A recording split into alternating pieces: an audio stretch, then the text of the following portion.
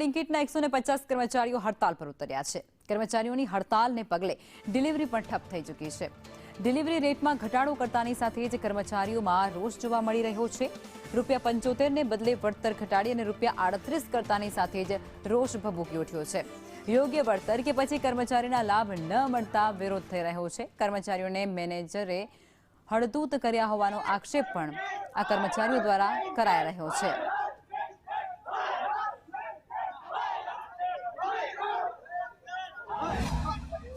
અમે બ્લિંકિટ કંપનીમાં કામ કરીએ છીએ। 150 થી 200 કર્મચારી છે અમે ને અમારો મુદ્દો એક જ છે કે અમારે પ્લે આઉટ દાડે દાડે ઘટતું જાય છે। જે અમારી માંગ છે એ 2 મહિના પહેલા અમે રજૂ કરેલી ને એનો અમને કોઈ જાતનો પ્રતિસાદ મળ્યો નથી।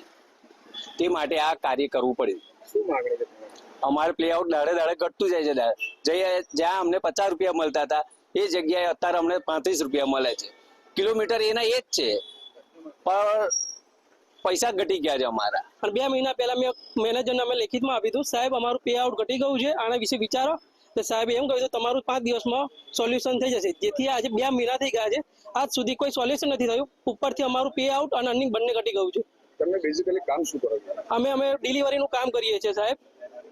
બીજી વસ્તુ એ છે કે અમને કોઈ ઈએસઆઈ કે પીએફ મળતો નથી અને અત્યારે અમે રજૂઆત કરવા માટે ગયા તો કંપનીમાં અમે વિડીયો ઉતારવાનું કર્યું તો કંપનીના મેનેજર એમ કહે છે તમે વિડીયો ઉતારશો તમારી પર કાયદેસર કેસ કરી